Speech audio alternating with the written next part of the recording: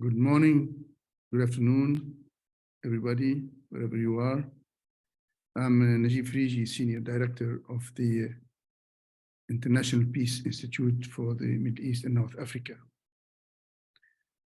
I'm glad to have all these prominent figures from the government officials to diplomats to civil society, academia, to join us today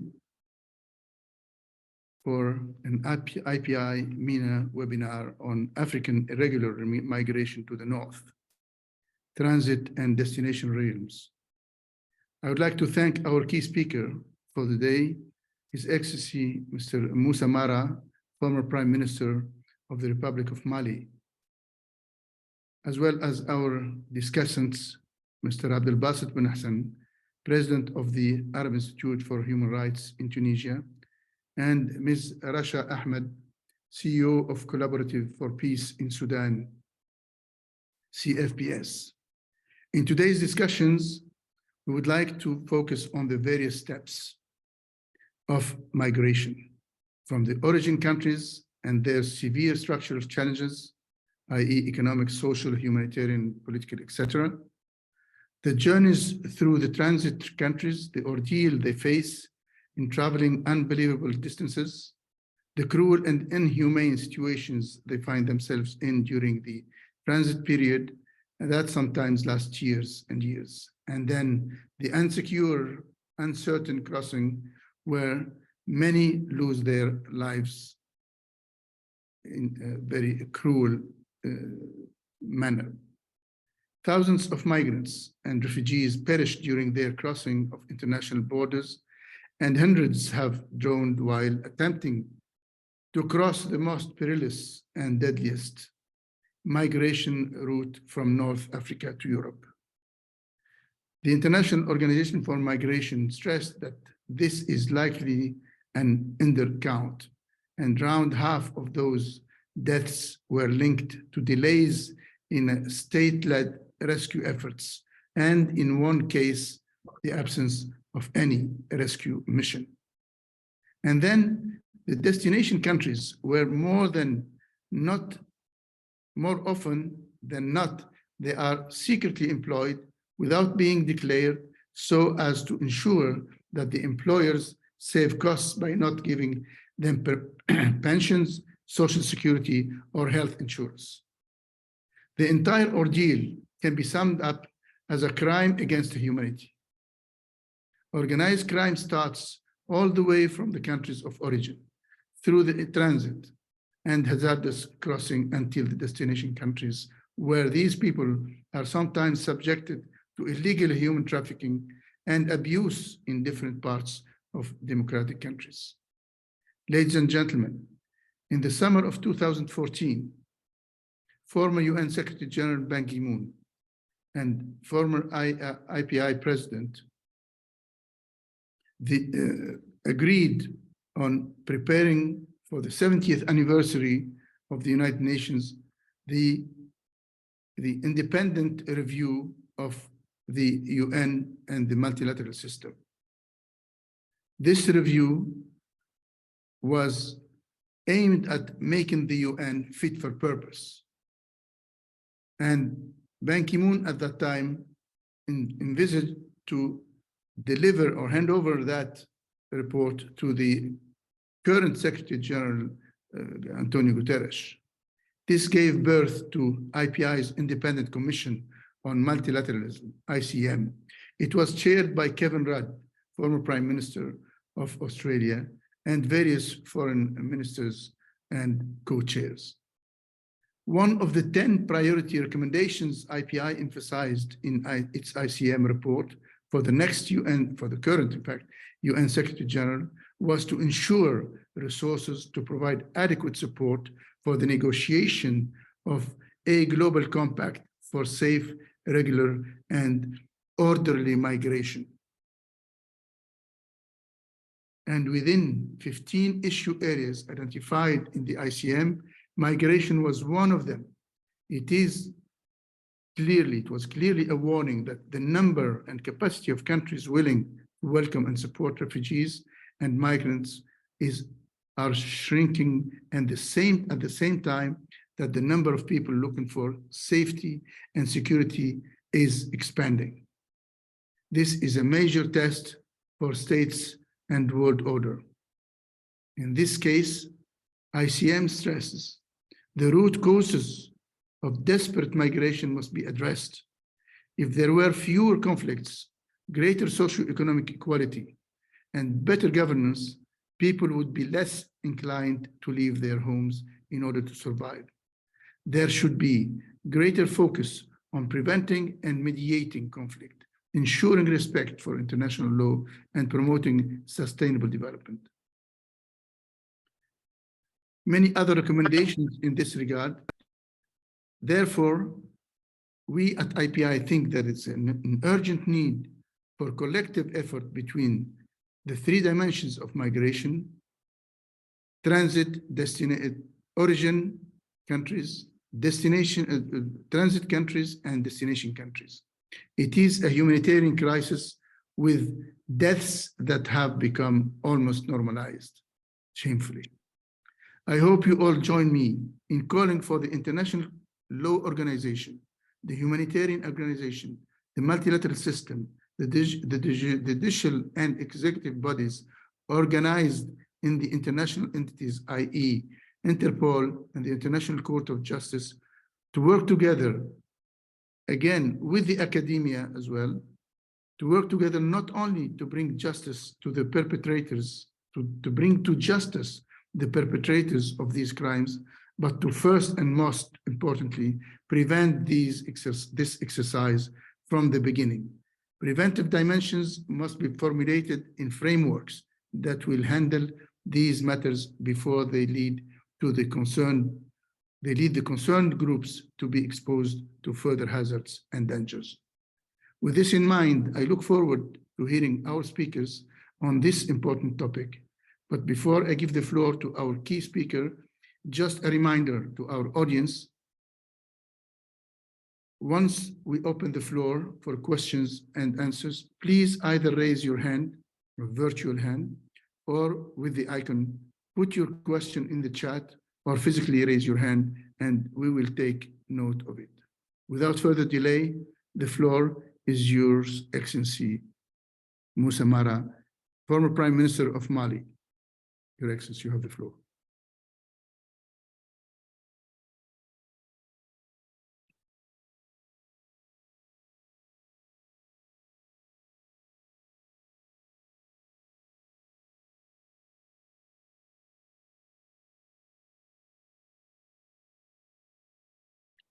I think we have a problem. I understand Mr. Moussa Mara is not answering anymore.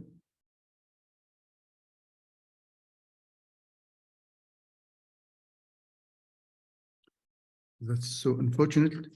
In the meantime, we will not waste this opportunity to listen to our friend Basset bin Hassan, the president of the Arab Institute for Human Rights, while waiting for His Excellency Moussa Mara to reconnect. Mr. Basset, you have the floor.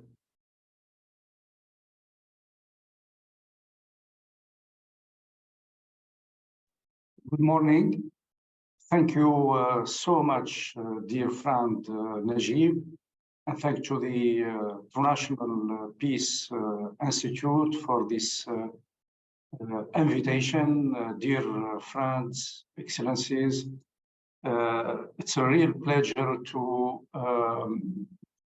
be part of this important discussion about migration and generally, and migration from Africa to the Northern Europe.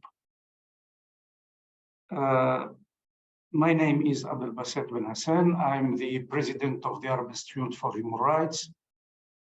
The Arab Institute is a regional organization based in Tunis, the capital, with branches in Lebanon, Egypt, Morocco. The Institute for Human Rights is focusing mainly on human rights education through policy reforms, advocacy, legal aid, and knowledge production. We consider at the Arab Institute that migration and asylum are at the heart of human rights. We are trying through legal aid, knowledge production, through policies and legislation reforms, we are trying really to advocate for the elaboration of national refugee systems based on human rights. This we are trying, for example, in Tunisia, to advocate for a national refugee and migration system, and we did a lot of programs with the Tunisian government and civil society on elaboration of this system of protection. Much of the world's migration is safe and regular. Migration can create welfare for the countries of transit and the countries of destination. However, in many cases, migration and especially regular migration is a source of fear and despair because of a lack of rights-based migration policies, security-centered approach,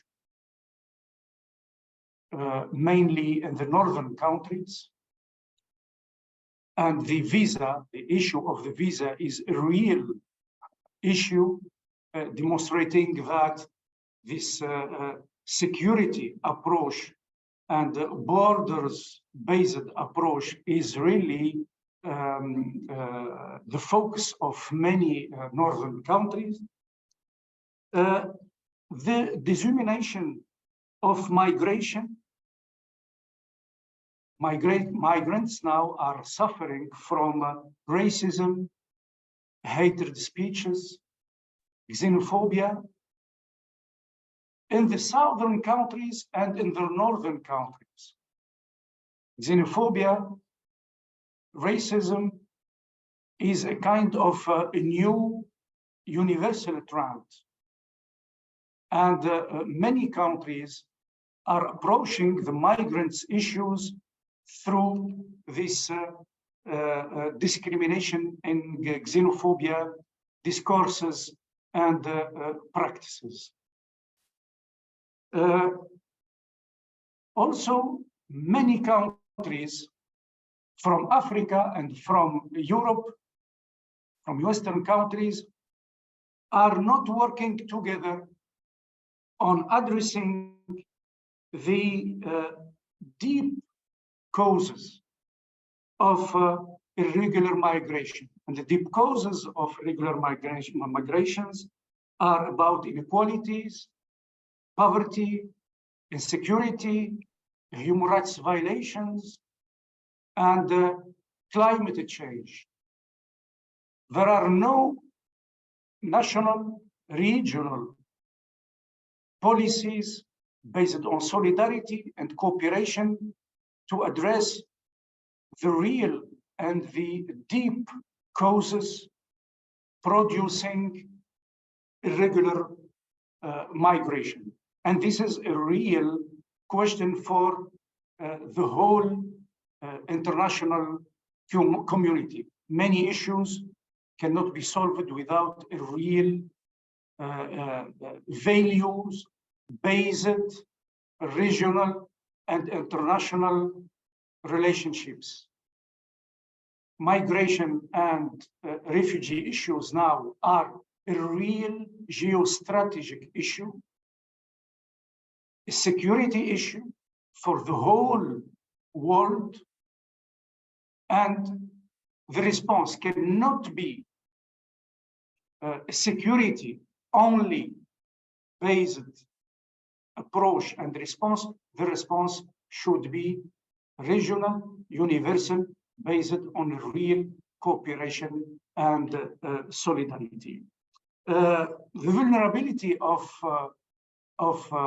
regular migrants is a real case now. People are dying in the desert and in the Mediterranean Sea.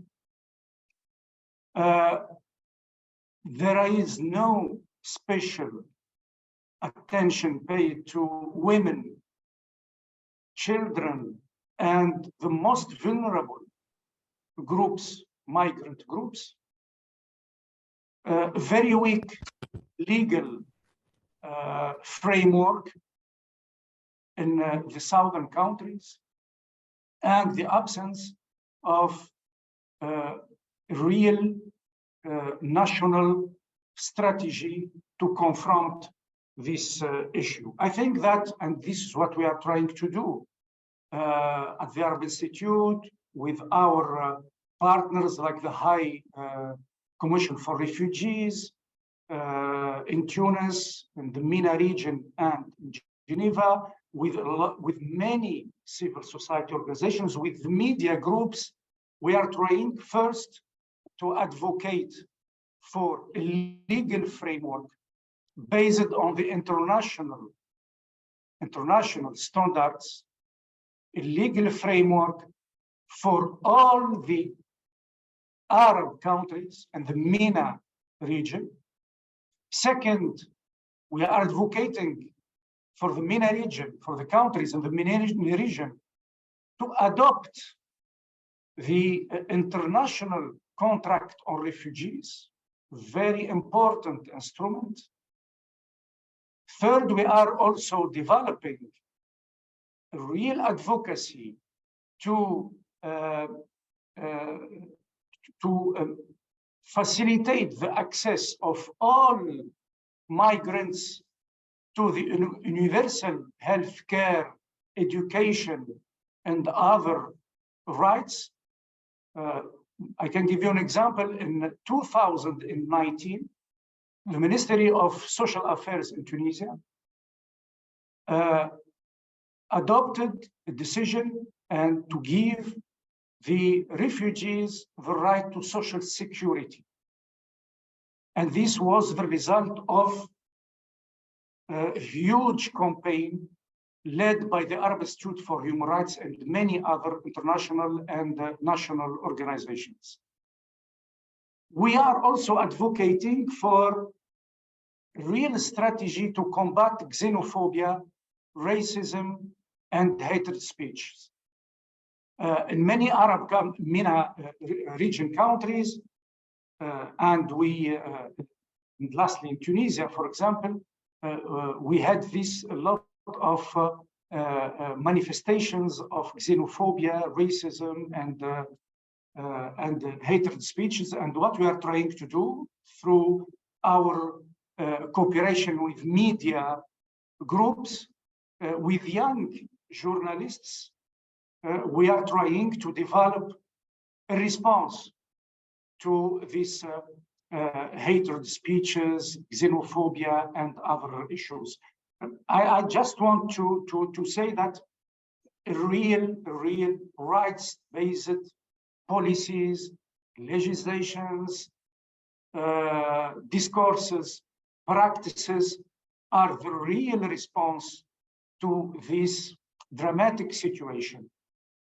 Real cooperation between countries, solidarity. Northern countries should work with the southern countries, the African countries, to develop also national development strategy to try to resolve the development problems inside our countries. democratic institutions, inclusive institutions are also a real response to this very important program, and thank you. Thank you very much, dear friend, dear Abdelbasset Ben Hassan, President of the Arab Institute for Human Rights. Your comprehensive statement and the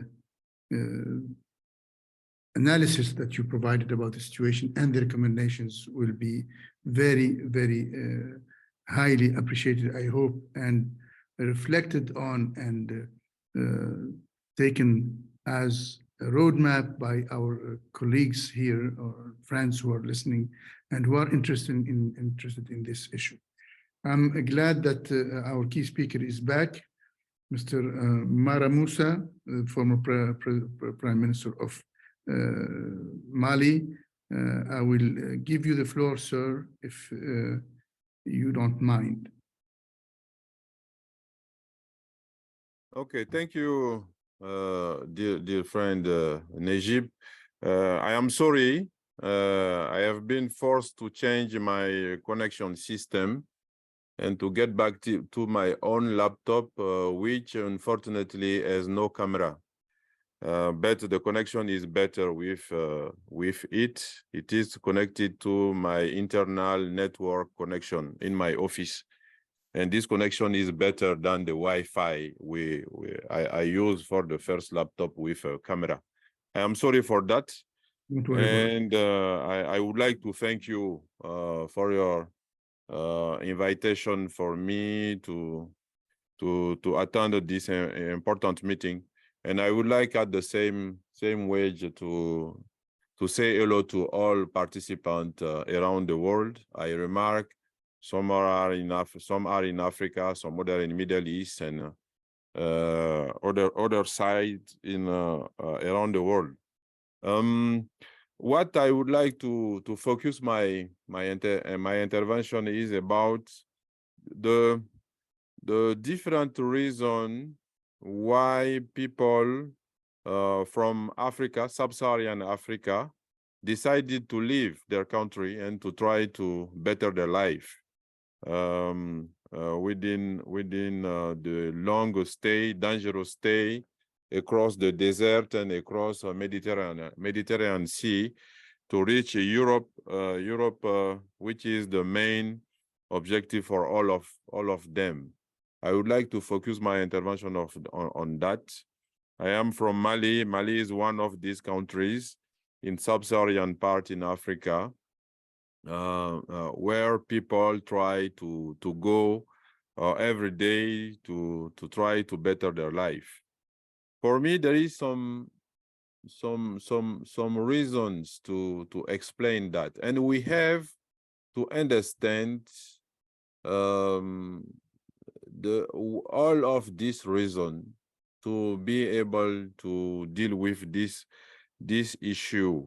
And I am sure the migration from sub-Saharan part to Europe will shape the relationship between Africa and Europe in the next coming decade, not next coming years, but decade. It is a structural cause of disturbance between Europe and Africa, and both sides will have to understand that and to work with that and to try to solve these important issues. That's why, for me, the reasons which strongly explain the departures from our countries to Europe must be known and must be understood. The first is traditions. Above poverty, above other reasons, it is traditions. If I take the example of our country, Mali, some part of our countries, and a specific part is the western part of our country, there are some communities which have as the tradition to travel across Africa mainly, and travel to go outside of Africa. It is a tradition. And this tradition must be understood abroad. They are businessmen, they are traders, different centuries ago, they are traders. It is not only due to the colonization or the other phenomenon in the past, but this is their tradition. They have the tradition to travel, to go elsewhere, to try to know what is the situation elsewhere, and to try to better their life within these different travels. The second is poverty. The sub-Saharan countries in Africa constitute the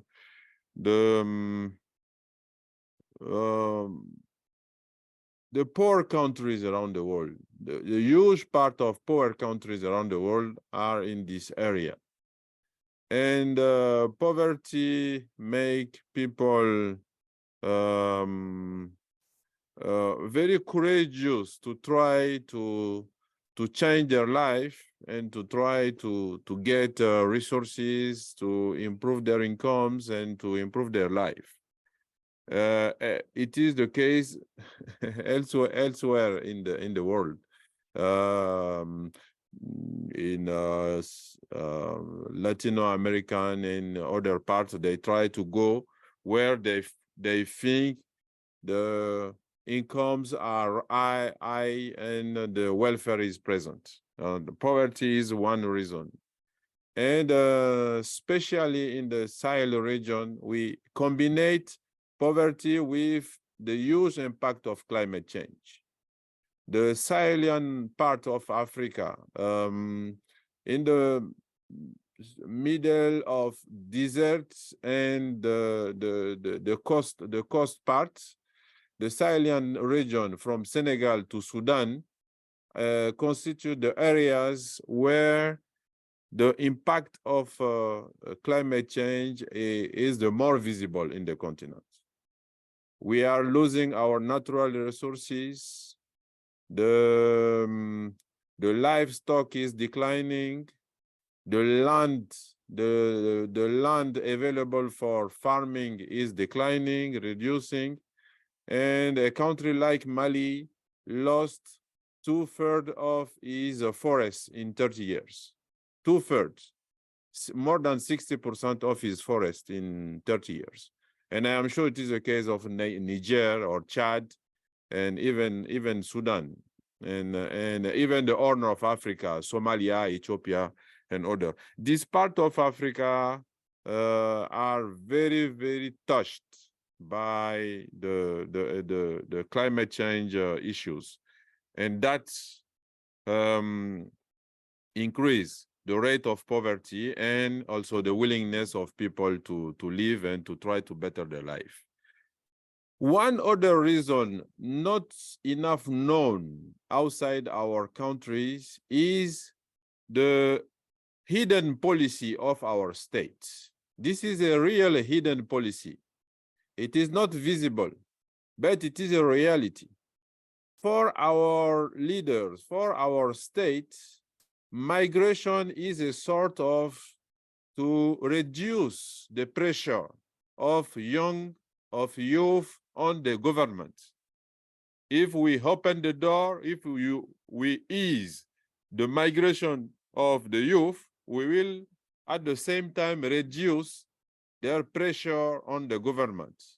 They are asking for job. They are asking for maybe freedom, more democracy. They're asking for the involvement of young on the leadership, on the governance of our country.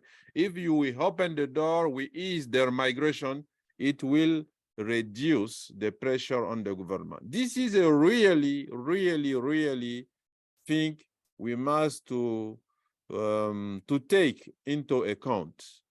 The willingness, the hidden willingness of the government to push the youth outside the country in order to reduce the pressure against them. This is a reality. And that's why in our administration, in our state, we have a huge criminal organization. We take money from the parents to let their children go out of the country, which open the possibility to give passports, to ease the possibility to get IDs, and to leave the country by the road from the northern part. For our country, it is the northern part, Gao, Tombouctou, to the south of Algeria, and going to Tunisia, for example. It is a hidden policy, not a visible policy, but it is real in our country, not only in Mali, but it is real outside of Mali. There is the issue of corruption as well. The people who try to go outside, they are able to pay a huge amount of money to go abroad. And public servants and officers and employees of a public administration, a lot of people inside, they get money on the suffering of the people and the willingness of the people to go outside. This is also a reality we have to take it in account. One other reason is the illusion maintained across our countries about the realities in Europe and the realities abroad. And this illusion is, I think, driven by our diaspora a little bit, because when the people from our diaspora, they come for holidays in the countries, they seems like some people are rich, they have the money, they expend a lot of money, they build houses, and they send back money to the countries. This situation strengthens this illusion. And for me, it is an illusion. And that's why a lot of young people want to go abroad and to try to be like the diaspora is, to have money, to have the possibility to get married and to build a house in the country, to come back in holidays and to show how successful could be their life in Europe and elsewhere. This maintains an illusion. And we need to work seriously with diaspora in order to show how difficult is the life in these countries and how it is harder and harder to have a job in Europe and to have a safe life and to have a life with enough incomes. This is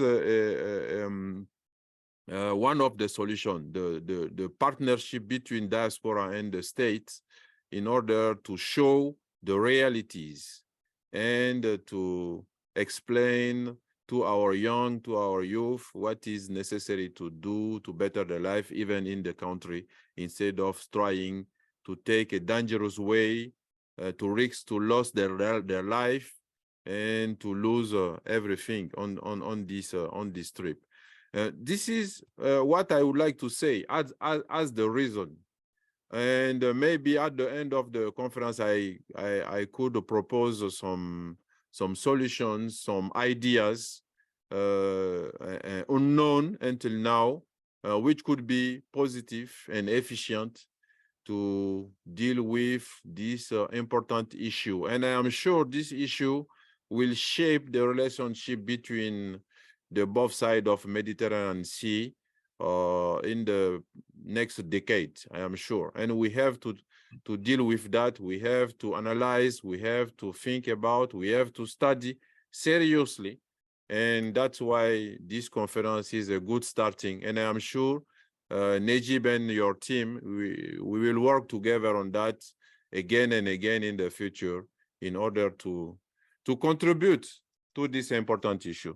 Thank you. This is the first part, and on the hand, I will propose some ideas about this important issue. Thank you again, Nejib. Thank you. Thank you, my friend. Thank you, Excellency.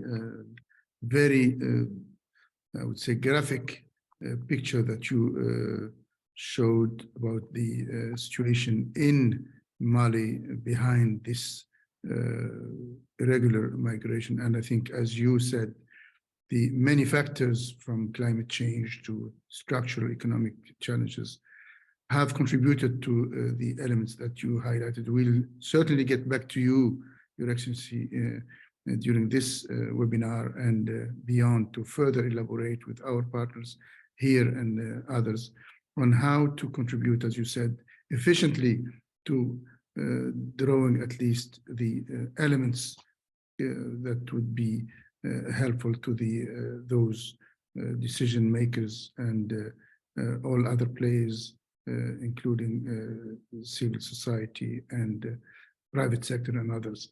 I will now give the floor to our partner, Ms. Rasha Ahmed.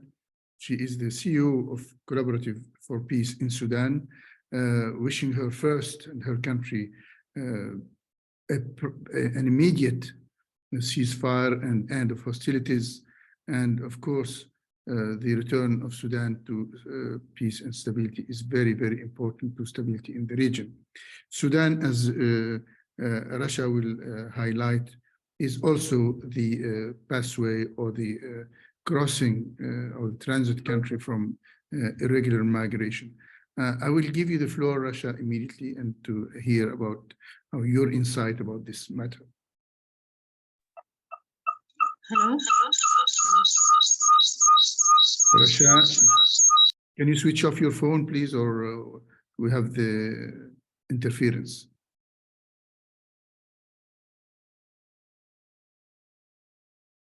No, Rasha, we cannot hear you.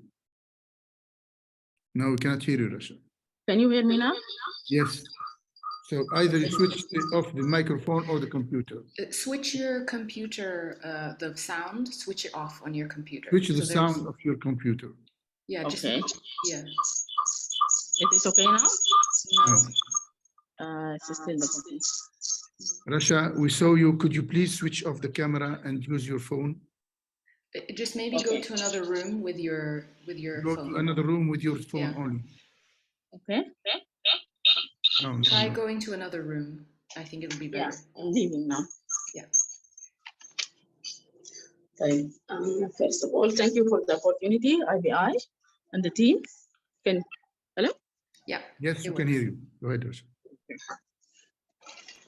Thank you for the opportunity, IPI and Mr. Nejib and Dalia. And it's a real great pleasure to be part of this very important webinar and to have the opportunity to speak about this important issue of migration. And before I start talking about the locations of Sudan and irregular migration, I would like to mention women migration is in Africa is a very important also because and the increasing number of the migration of women, and the recent report shows like 48% of women participating in the migration, and despite the challenges that the women are facing, of course migration is a risk for all type of community, whether youth or women, but for women I think it had more risk because they face a specific issue which might be harassment from all type and violence against them. But despite that, we find a recognizable number of women decided to continue on the migration, and their numbers are increasing until it reached that huge number, which means there is serious issues that led women to decide the continuation of migration. And migration for several reasons, educations, better jobs, better life for women and families. And we see also there is a good number of women who are heading families in Africa, also due to conflicts and war and all these problems that affected their life, plus the limited economic resources. His Excellency also mentioned the environment issue. And this is also a very important issue. And we see that there is a recognizable number of women who are participating in agriculture in Africa. Like for Sudan, we have 60% of rural women are in the field of agriculture. So the issue of the climate definitely led to migration, or the forced migration, pushing migration of the women, plus the governance and all the conflict issues. The second thing that I would like to mention here about the Sudan and Sudan location and the irregular migrations. Sudan geographical location with surrounding with like 7 African countries has put Sudan is like in the middle of the road for migration from Chad, Central Republican African, East and West African, as a trip start from Sudan, where because of the open borders and the possibility of finding like marginalized job where you can migrant can collect money to pay for smugglers to continue their trip until cross the border to whether via Mediterranean Sea or via Libya to the dream places like in the West. Where also there is of course a picture of every problem is going to be solved for them when they reach there, and life is going to be very, very good, and they will get everything that they lack within their own countries. And there is lots of effort, and there is lots of we can say lots of intervention is being made by several NGOs or local NGOs to combat irregular migration. But due to the images that all the migrants almost seeing that the only way of salvation for them is to cross the border and to be like in another country where you can meet all your dreams. The other thing or the other fact is the current war or ongoing war that is happening in Sudan. Yes, it's actually appearing there is there is a huge mass of migration from Sudan, from all parts of Sudan to other countries or to the surrounding countries, and from these countries, which is they themselves, they used to participate in the irregular migration to the West. So the ongoing war and the continuation of the war will lead to more and more irregular migrations towards the West, seeking better opportunities, seeking salvation from the economical status or economical problems that they are facing, as well as, like I mentioned before, there's this international problem of food insecurity. I think the current status or the current ongoing war will affect also the food security, because we see increase of prices, not only in Sudan, even in surrounding areas of some goods or products that used to come from Sudan. That means worsen of the economical status also within the countries, within the surrounding countries itself, and worsen general situation, I guess, in terms of massive migration. So that's all. Thank you.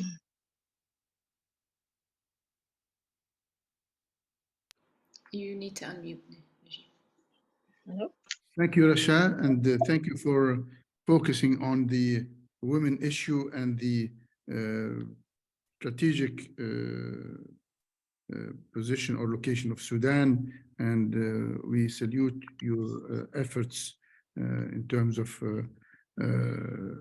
promoting the civil society work, not only to contribute to the development process, but also to help in ending the current conflict in Sudan. I understand that our key speaker has other commitments and he has to leave. Mr. Moussa, if you want to say a few things before you leave, the floor is yours. Thank you, Nejib, and sorry for that.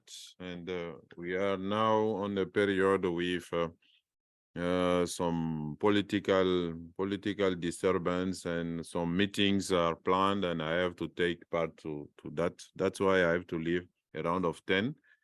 And I would like to propose some original ideas about the issue of migration, linked to my former presentation about the deep reason which supports the willingness of people to leave the country. The first thing for me, and not enough taken as important, is the role of the diaspora, the role of our different diaspora. If I take the example of my country, we have around of 25% of Malians who are living abroad. 25% of our people. And the diaspora is very huge. It is the same in Senegal. It is the same a little bit for other countries. I think any solution could be positive, could be efficient without their participation. We have to involve diaspora very deeply, and maybe to push them in the top, in the leadership of the question of migration. And they know that they pass through the difficulties. Some of them succeed, some of them failed. They are more aware of that compared to the leadership on the both sides of the Mediterranean Sea. We have to make the African diaspora the leader of discussion, and to take their opinion into account and to work with them. For me, it is the key point. The second point is, it is sure we have to work on how to develop Africa, how to support growth, economical growth, how to improve the resources of the government. That is true, but we need at the same time to make our government in Africa responsible of what happened.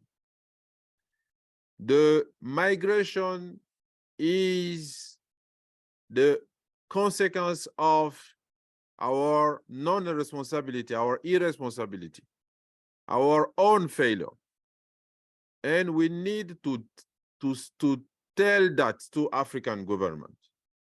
You are the first responsible for the security of your people, and you must do something to fight seriously against illegal migration, to fight against the mafia inside your countries, to fight against the mafia in your administration, public administration. And you have to present a good result on that. The partnership between Europe and Africa must take that into account. Economical support, economical help, and the counterpart of that is to present a result on the fighting against mafia. This is the second part I would like to emphasize on. It is very, very important. It is not enough said during the meeting, during the conferences, during the different activity on that. The last one is about the transit countries, like Tunisia. I heard about what the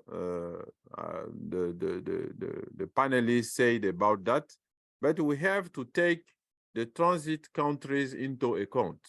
There is a lot of difficulties in the transit countries, beside the question of racism and beside the question of the other thing. we need to take the transit countries and how it is difficult for them to manage this phenomenon. We have to take that also into account. This is the third thing I would like to say as ideas to deal with this issue. And for sure, I confirm you my availability to continue to be in contact with you and to talk about that and to work on this issue. I am sure this issue, and I started by that and I will end by that also, this issue will shape seriously the relationship between Europe and Africa in the next coming decade. And I am sure we'll have other opportunities to talk about that. Very, very thank you, Nejib. Very thank you and congratulations for this initiative. And keep in touch and the future activity about that. Thank you. Thank you again. Thank you, Prime Minister Moussa Mara. We wish you and Mali all the best. And I'm sure we will get back to you and team up with you in furthering or further discussing, and hopefully, as you said, not to be limited to discussions, but to come with practical steps that would help all the efforts that are aiming at finding a solution to this unjustifiable human right and human ordeal. I would like now to give the floor to a very interesting institution and a group of scholars, or let's say academics, who in Tunisia, and precisely in the south of Tunisia, in the Institut Supérieur des Études Juridiques de Gabès. Gabès is a city, coastal city in the south of Tunisia. As you know, the south of Tunisia is the chartered, I would say, crossways for the masses of migrations coming from Libya, in addition to the other masses crossing from or being smuggled from Algeria, coming from Mali and the Sahel countries. The institute will be represented here by Professor Olfa Zaria, and then Mr. Walid Ben Rahma, who's the Chief of Department of the Public Law at ISEJG, l'Institut Supérieur des Études Juridiques de Gabès, which is the High Institute of Legal Studies at the Gabès in Tunisia. This is the equivalent of a law faculty. Olfa will be addressing us in French, and then straight after, when she finishes, I will give the floor to her colleague, Mr. Walid Ben Rahma. Olfa, à vous la parole. Oui, merci Nejib. Merci aussi à tous les intervenants qui ont exposé les différentes raisons de l'immigration irrégulière. Et là, la question qui se pose, c'est comment faire face à ce phénomène. Donc, un effort colossal qui devrait être déployé par les autorités, la société civile et bien évidemment toute la communauté des juristes qui se trouvent dans les pays de départ, de transit et aussi dans les pays de destination, pour d'abord essayer de prévenir et contrôler les flux de migration illégale, aussi veiller à ce que cette migration ne se déroule plus dans un cadre illégal et surtout s'assurer du respect des droits de l'homme des migrants ainsi que la préservation de leur dignité en tant qu'être humain.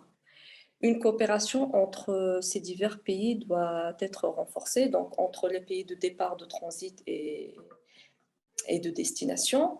Cette action ou cette collaboration durable devrait être menée au départ dans les pays d'origine pour pouvoir prévenir ou sensibiliser sur la question et les défis de l'immigration irrégulière. Ensuite, fournir l'assistance nécessaire pour ces personnes et pour ces immigrés dans les pays de transit. Et une fois ils sont arrivés à destination, ces immigrés devraient être protégés par les dispositifs juridiques relatifs aux droits de l'homme. Alors, quelle est notre approche? En tant que juriste et chercheur en matière de droit international public et surtout membre de l'Institut supérieur des études juridiques de Gabès, comme vous avez dit, c'est un institut qui se trouve dans le sud tunisien, nous œuvrons à contribuer de notre part aux efforts pour prévenir les méfaits des parcours inhumains auxquels les migrants sont assujettis. De ce fait, nous envisageons tout le cadre professionnel en partenariat avec les chercheurs et les étudiants d'essayer d'analyser les moyens visant à prévenir ce phénomène pour qu'il ne devienne pas une atteinte aux droits de l'homme.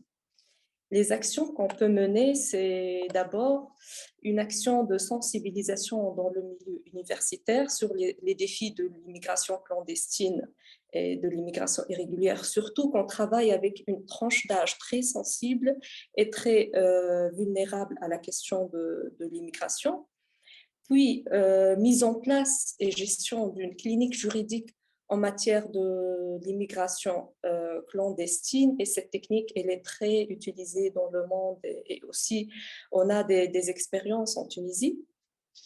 Puis on va essayer d'organiser un colloque impliquant tous les professionnels, les experts et les chercheurs pour essayer de couvrir les aspects de l'immigration tels que les différentes causes, comme ça a été déjà exposé, les dispositifs juridiques qui sont mis en place dans le cadre international, régional et interne, et la fiabilité de ces dispositifs, est-ce qu'ils sont fiables, et peut-être on va essayer de chercher ensemble les solutions possibles.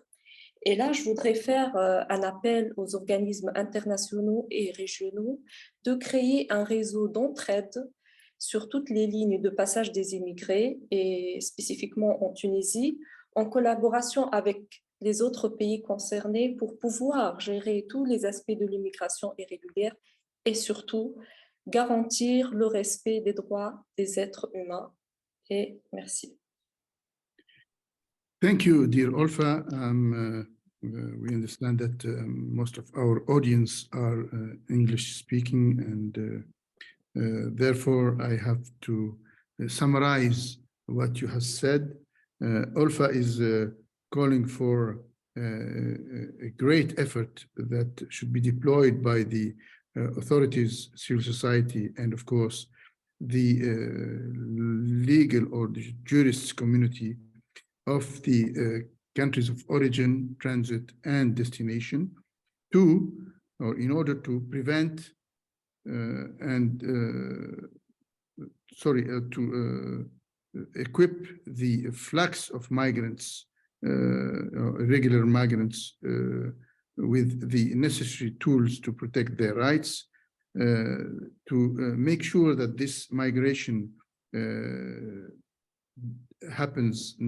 doesn't happen in a total illegal framework, and make sure that the migrants will benefit from the full protection or respect of their human rights and preservation, to preserve their dignity.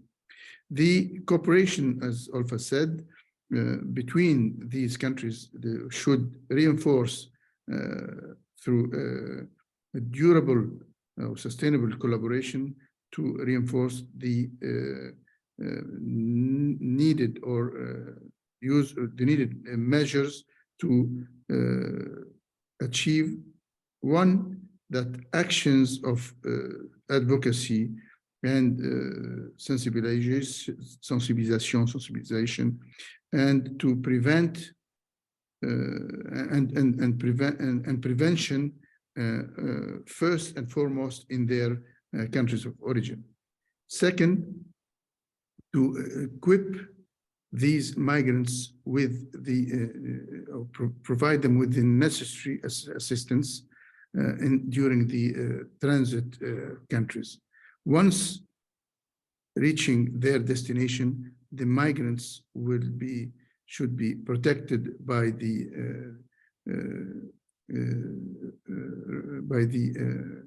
concerned rules and regulations of the human rights instruments that are of course, enshrined in the different charters.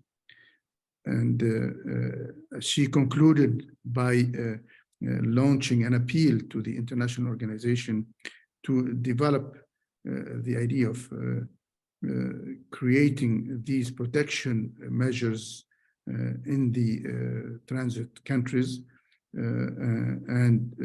She is working with her colleagues in the south of Tunisia to elaborate or to tailor a network of solidarity, and she calls it the Réseau Solidaire Mondial. It's an international solidarity network involving the civil society, the academic institutions, and of course, the authorities and other competent or concerned professionals. I hope I was faithful to your text, Olfa. And now I give the floor to your colleague, and I hope, I don't know if you heard me introducing Dr. Walid Ben Rahma. He is maître assistant et chef de département du droit public. He's a professor and chief of department of the law faculty in Gabes. Mr. Walid, you have the floor. Bonjour, merci Nejib pour votre invitation pour participer à cette discussion. Je vais commencer par la présentation tout d'abord de l'Institut supérieur des études juridiques de Gabès. C'est un établissement public d'enseignement supérieur créé en 2003. Nous fêtons cette année le 20e anniversaire de cet institut. Il s'agit du seul institut qui enseigne les études juridiques au sud tunisien. L'Institut assure une formation en licence et en master. Pour la licence, on a 3 spécialités. On a une licence en droit public, une licence en droit privé, une licence en droit foncier. Au niveau du master, bien sûr, qui dure 5 ans, on a 3 masters. Master en gouvernance locale et développement durable, master en droit des affaires et un master en droit processuel.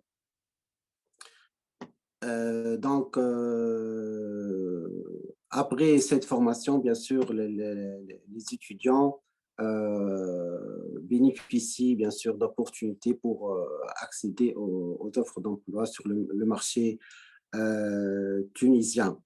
Ce qui est en relation avec votre institut, on a créé sous ma supervision en 2022 un club de droit international pour la paix. C'est un club destiné pour les étudiants, pour les familiariser aux notions de droit international humanitaire, droit de l'homme. Aussi, ces clubs visent à l'incitation des étudiants tunisiens à participer aux associations et la société civile pour promouvoir la paix et les encourager à partager les valeurs nobles de tolérance et du respect des droits de l'homme et la diversité des religions et accepter bien sûr toutes les croyances. Bien sûr, on envisage faire un colloque, comme l'a déjà dit ma chère collègue Olfa, un colloque qui porte sur la migration irrégulière et les droits de l'homme. Si vous permettez, je cite les thèmes principaux de ce colloque qui va être probablement au cours de l'année universitaire prochaine. Les causes de la migration irrégulière, le développement et la migration, la sécurité humanitaire et la migration, le pacte de Marrakech et quel avenir pour la gouvernance des migrations. On parle aujourd'hui bien sûr de ce phénomène de gouvernance des migrations. la stratégie nationale, la stratégie tunisienne pour la lutte contre la migration irrégulière et bien sûr, cette stratégie, elle est en liaison étroite avec une autre stratégie, c'est la stratégie de l'Union européenne pour la lutte contre la migration irrégulière. Donc, voilà, donc, et merci pour votre invitation. Thank you very much, Professor. Professor has described the structural organization of his faculty, his institute, and the specialization that they are teaching in GABIS. And he pledged to work together with the concerned parties on tackling this phenomenon of irregular migration with the European Union, with the local authorities, with civil society. And of course, he stressed the fact that what they are teaching and what they're elaborating during their curricula is linked to the universal values in terms of human rights and other values.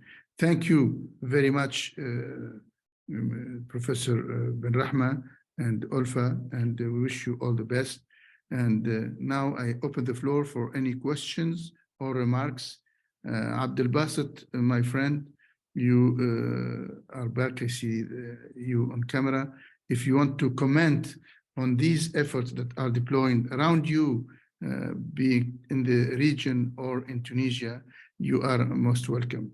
So please, the floor is open for those who want to put questions or remarks.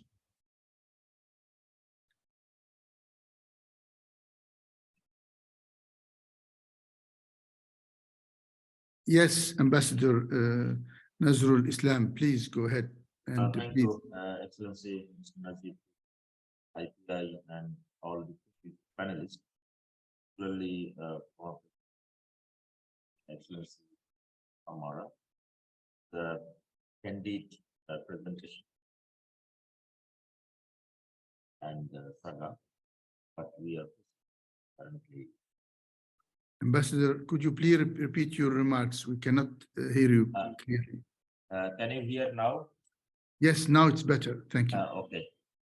Perhaps I was. No, I commend IPI for organizing very important webinar and presentation made by former President Ali and Abdelbasset and also others was very pertinent and good causes resolve stopping regular migration. And as Mr. Nejib presented, that the UN 2018, all countries, many countries have signed that back on safe, orderly migration. And Bangladesh was also very active member in that education.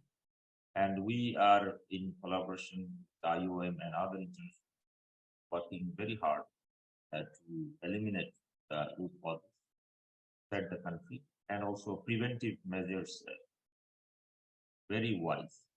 Because when people are moving out from certain country and transit country, many speakers they have mentioned that there is a responsibility for them as well, and also ultimately in the destination countries. But if we can stop them leaving the country at the first hand, then it would be wise to tackle. Means I am saying because through this migration worldwide, there has been a lot of insecurity happening, and in Bangladesh particularly, we have seen that because of poverty and some other laxity in the regulation, they tend to migrate in a way, and they land up in some European. But in recent years, due to our very proactive tackling back home or They're very vigilant now. So it is significantly. And apart from our own population, for that we had seminar other day about Rohingya refugees, for 1 million plus sheltered in Bangladesh. And that is also another element from the Bangladesh. There are many sea routes they are using, going to Malaysia, Indonesia, and from there to some other Arab, even in Sudan, Libya, there are many Bangladesh. They are going there in legal channel, but ultimately they land up through Tunisia to Europe. So there is actually very elaborate collaboration among the Interpol and others. So I commend this very timely initiative. And Bangladesh has most of 10 million plus Bangladeshi, they are working parts of the world. And as rightly pointed out, that diaspora, they can play a significant role in reduce. So again, I would like to thank, and I have no, but these are, thank you. Thank you, Your Excellency. I'm sure you recall that we had the chance to feature Your Excellency here to talk about the refugee cases, the Rohingya in particular, and now you added new elements to that, and I'm sure we will find the right framework to have your experience, your country's experience, and the lessons learned to be shared with our friends here, and especially the Arab Institute for Human Rights, who is leading us in terms of preserving or advocating the human rights for migrants and others. And I'm making a point now to see how in the future we get in touch with the Arab Institute and other academic institutions to highlight or take up the issue of the illegal migrations from your country and that part of the world, Bangladesh and other countries, to the MENA region that will be highlighted. I know that you have taken strong stance as ambassador and of course voicing the principles of your country in terms of preserving the dignity of the Rohingya community that is coming to your or covet your countries, or your nationals who are also in the process of migrating to other countries. We'll get back to you also. Thank you so much. Now I give the floor to Abdelnabi Al-Akri. He's also Bahraini human rights activist. And Abdelnabi, you have the floor, my friend. Thank you, Nejib. Thanks for the previous speakers. And as Abdelbasset, a friend, it's nice to see you again, even though Helen. I would like that we are witnessing a tragedy, a real tragedy going on with wide scale, unprecedented. When thousands and tens of thousands of let's say, hopeless Africans and Arabs, of course, including Arabs, are venturing their life, and for some are trying it repeatedly, and they die in their way to Europe in hope of, let's say, survival or something like this. So this situation is going to go on. It is unprecedented. I just looked at the figures. It says that within 10 years, there are about more than 40 million Africans have migrated from Africa to outside. Of course, now it's not only from Africa, it is from Asia, extending around third world, let's say, going on, and not only Africa. But here, I'd like that if these points are to be addressed, of course, this situation is not, let's say, by chance. It's making, I think, for years, for decades. And of course, the responsibility, I would like, if it is possible for Abdelbasset to point out that the ordeal, for example, between the Italian Prime Minister Giorgia Meloni and President Macron on responsibility of Europe in this. Of course, Europe is also responsible. Europe has been looting actually Africa. It's looting. Africa is rich in resources. I know it's, I mean, in minerals and gold and silver and so on, so on. This has been being looted. And of course, with the complacency of local elites, the rulers, the businessmen, and so on, the mafias. So if this is to be highlighted, which contributed to the poverty. Of course, this is one reason, but not the only reason. The second reason is are the wars or the corruption, which Mara, Prime Minister, the situation in Africa has been unstable. There has been consequent coup d'etats, war is going on between fundamentalists and local governments and so on. So this war is going on actually in different parts, coup d'etats and instability. And so this is important reason, of course, to be addressed.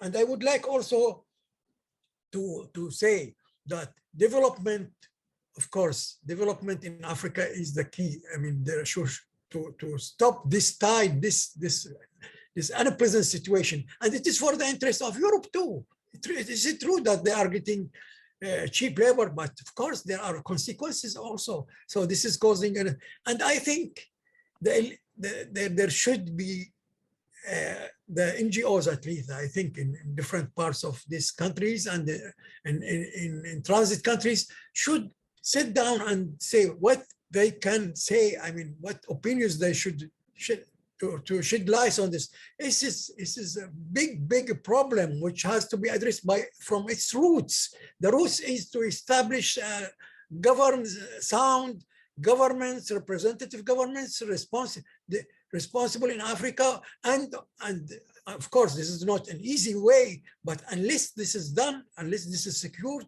that is responsible governments, representative governments, sound governments representing the interest of people, embarking on development, and of course this will not be happening in one day, but let's say the foreign powers should realize that by meddling in Africa, by spoiling Africa, is not in their interest in the long run. And they should undertake this responsibility to end the wars, to end the disturbances, to furnish real support, and not just to facilitate their companies and their corporates to loot the resources of Africa. These are some points, of course, which I would like to be addressed in details or in more sophistication. Thank you very much. Thank you, Abdelnabi, my friend. And maybe your question was addressed to our friend Basset. The floor is yours, Basset.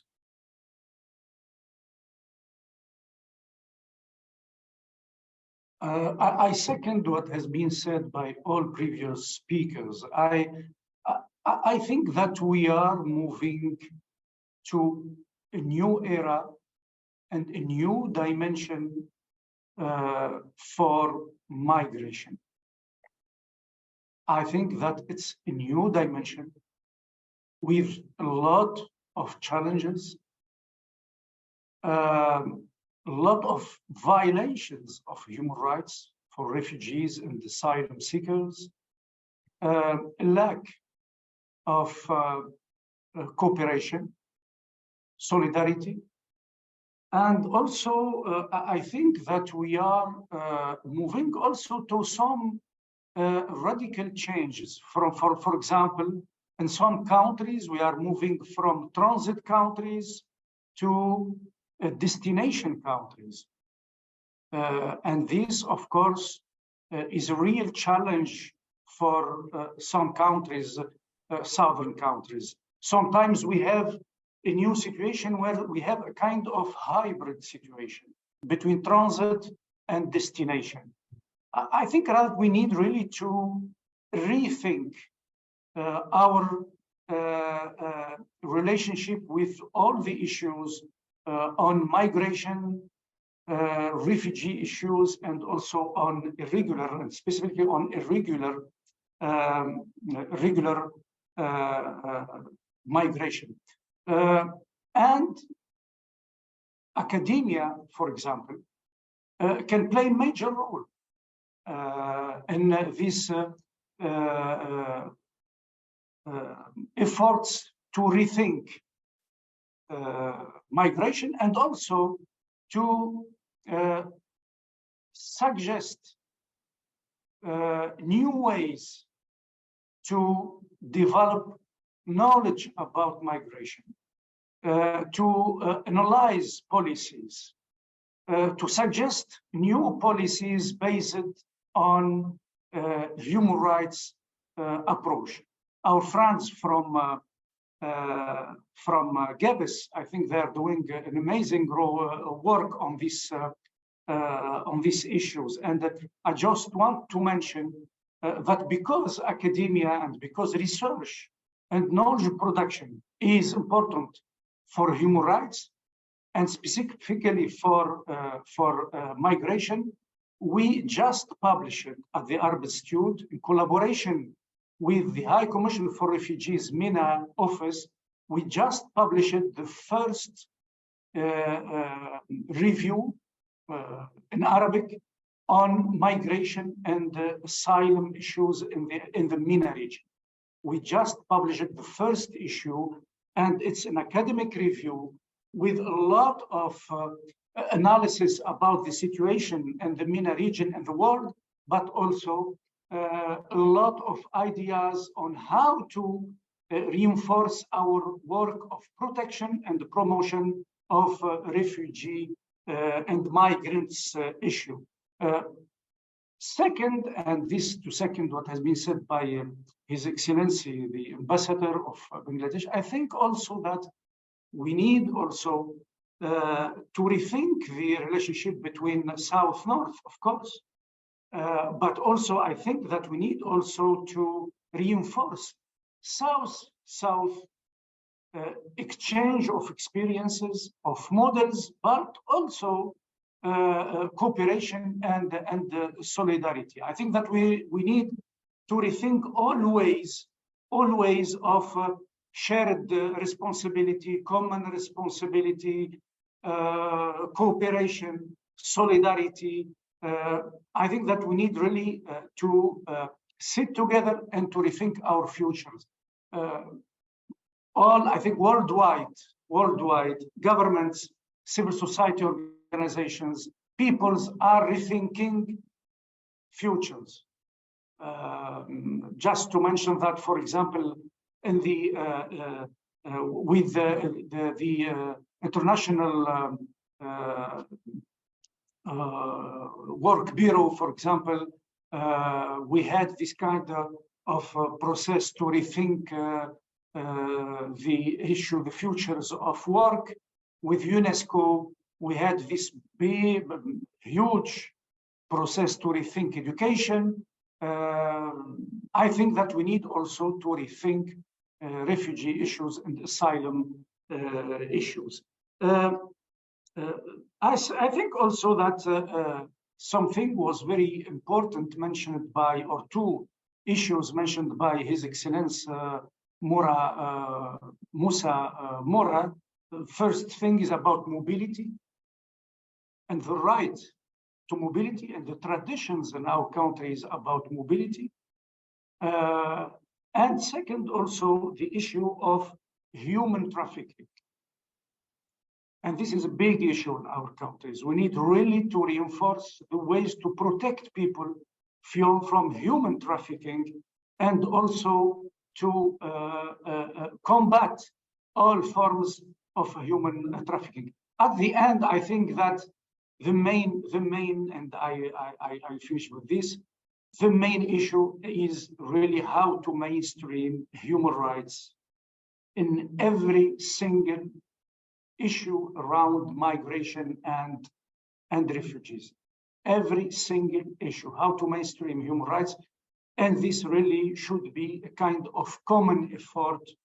And I think that there are a lot of people, many institutions are trying really to address migrants and refugee issues. I think that it's time really to work together and to try to put together all these efforts. Thank you so much. This is a very important appeal to the hearts of minds of all concerned with this matter of irregular migration.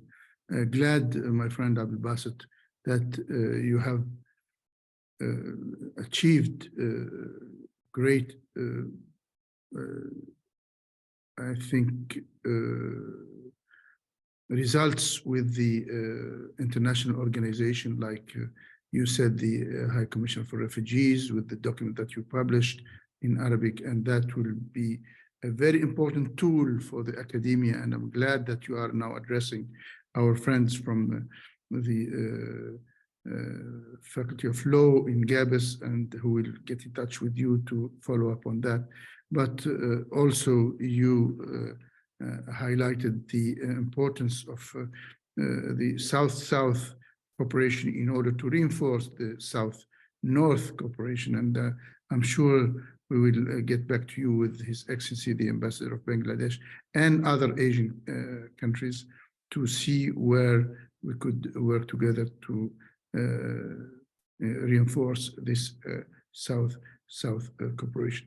Your appeal at the end that human rights would be the base of any approach.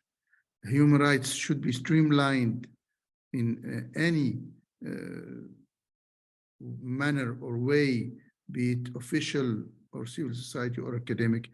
Human rights should be the basis of all approaches, from the rights-based development to the any other approaches that we are envisaging to correct the irregularities in our world. I don't see any other comments or questions. I would like to thank everybody for having participated in this first step regarding the regular migration. I'm sure we will get back to you, and we will seek you further your insights and findings, be that at the Institute of Human Rights or the law faculties. And I'm sure my friend Bassett will enlarge his network with the law faculties and universities, not only in Tunisia, but in the North African and beyond, in order to further advocate his findings as an Arab Institute for Human Rights on the illegal or irregular migrations and others. With this, I would like to thank my friend, my colleague Dalia, who has contributed to this webinar. And I'd like to thank also His Excellency Moussa Mara, former Prime Minister of Mali, Abdelbasset Ben Hassin, and Rasha Ahmed, CEO of Collaborative for Peace in Sudan. We will have other opportunities, and we will be more than glad to have you around. Take good care, and long live the human rights and the international law and the rule of law.